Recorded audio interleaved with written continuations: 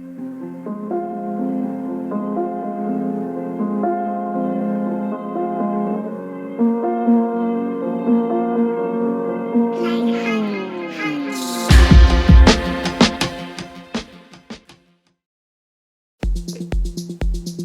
L64 The Journey, and welcome to Project M.O.L.E, Make Ordinary Look Extraordinary. And this is Fort McHenry, a national treasure. But before we get into the video, be sure to like and subscribe to the channel so you can keep up with the latest and greatest content. Alright y'all, let's talk about this. Let me let y'all know, the thing that inspired me to do this video is that I had a lot of fond memories of Fort McHenry.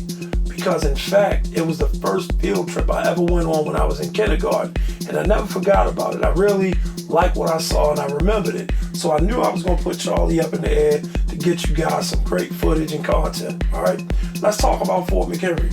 The origins of Fort McHenry date back to 1776 during the American Revolution. And at that time, believe it or not, little known fact, in case you didn't know, it actually wasn't called Fort McHenry at that time. It was called Fort Whetstone. It was a small earthen stall fort at that time. And the original purpose of that fort was to defend against the British, because it was believed in the Revolutionary War we were going to face off against the British. But they got caught up in the Napoleonic Wars, and as it goes, we had peace for a little while. In 1798, construction began to expand the fort and kind of strengthen it with brick, stone, and masonry to create a new, more permanent structure.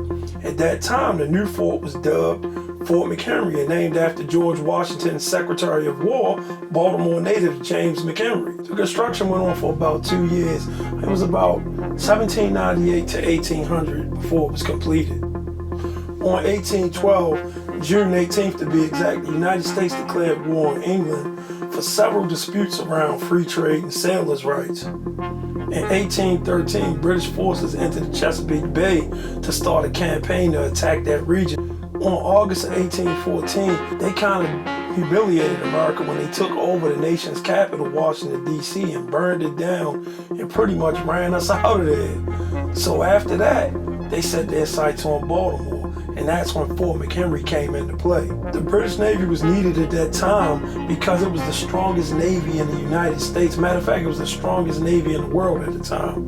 But they were needed that for support so that they could take over Baltimore. And that's when the war started. On September 13th, 1814, pretty much the fighting started, and it lasted for over 24 hours. But at the end, it was like this. The British, they had ships where the range for their bombs was like 2 miles, but they were very inaccurate.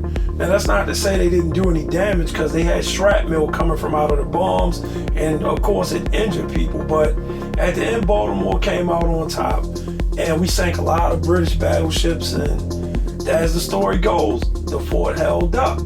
And little known fact for people who don't know, the crazy thing about it is the Star-Spangled Banner is actually about Baltimore fighting the British.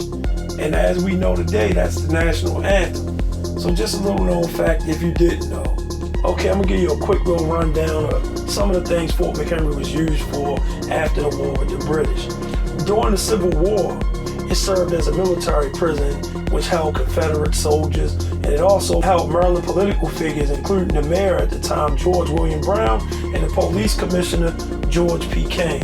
In the 20th century, during World War I, several buildings was constructed to convert the facility into a U.S. Army hospital. During World War II, it served as a Coast Guard base.